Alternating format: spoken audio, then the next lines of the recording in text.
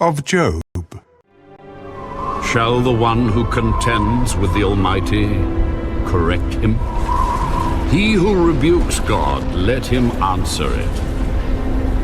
Then Job answered the Lord, Behold, I am vile. What shall I answer you? I lay my hand over my mouth. Once I have spoken, but I will not answer. Yes, twice, but I will proceed no further.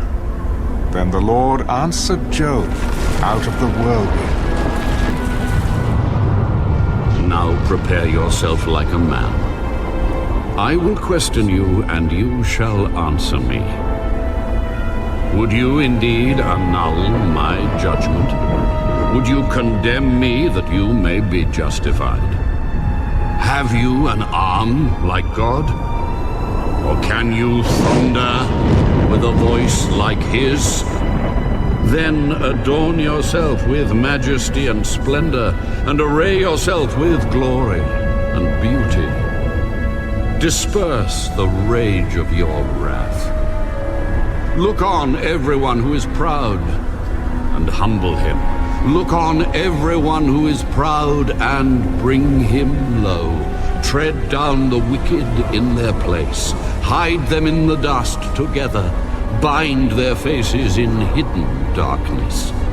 Then I will also confess to you that your own right hand can save you. Look now at the Behemoth, which I made along with you. He eats grass like an ox. See now, his strength is in his hips, and his power is in his stomach muscles. He moves his tail like a cedar. The sinews of his thighs are tightly knit. His bones are like beams of bronze, his ribs like bars of iron. He is the first of the ways of God. Only he who made him can bring near his sword. Surely the mountains yield food for him, and all the beasts of the field play there. He lies under the lotus trees in a covert of reeds and marsh.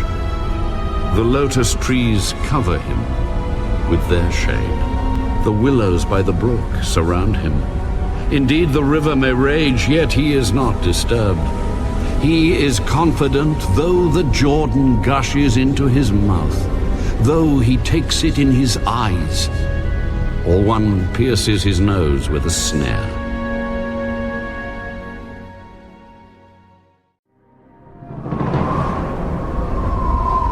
Can you draw out Leviathan with a hook, or snare his tongue with a line which you lower? Can you put a reed through his nose, or pierce his jaw with a hook? Will he make many supplications to you? Will he speak softly to you? Will he make a covenant with you? Will you take him as a servant forever? Will you play with him as with a bird? Or will you leash him for your maidens? Will your companions make a banquet of him? Will they apportion him among the merchants? Can you fill his skin with harpoons, or his head with fishing spears? Lay your hand on him, remember the battle, never do it again.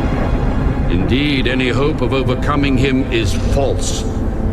Shall one not be overwhelmed at the sight of him?